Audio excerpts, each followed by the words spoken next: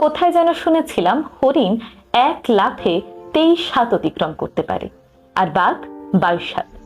তাহলে অঙ্কের হিসেবে বাঘ কখনোই হরিণকে ধরতে পারার কথা না, কিন্তু বাস্তবে ঘটছে এর উল্টোটা। বেশিরভাগ সময়ই বাঘ দৌড়ে হরিণকে ধরে, শিকার করে এবং তার খাবার হিসেবে ব্যবহার করে ফেলে। কেন এমনটা ঘটছে বলুন তো?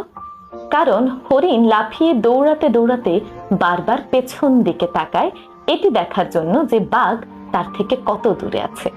আর এটাই হয় তার সর্বনাশের মূল কারণ। হরিণ যখন পেছন ফিরে তাকায়, তখন এক লাফ কম দিলেই সে 23 হাত পিছিয়ে পড়ে। আমাদের জীবনটাও অনেকটা তেমনই।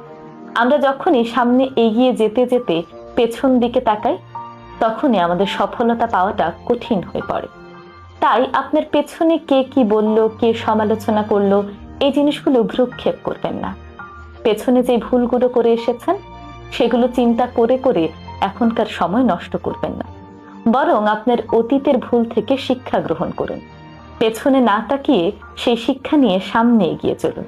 তাহলেই জীবনের সফলতা আপনার জন্য অপেক্ষা করছে। ধন্যবাদ।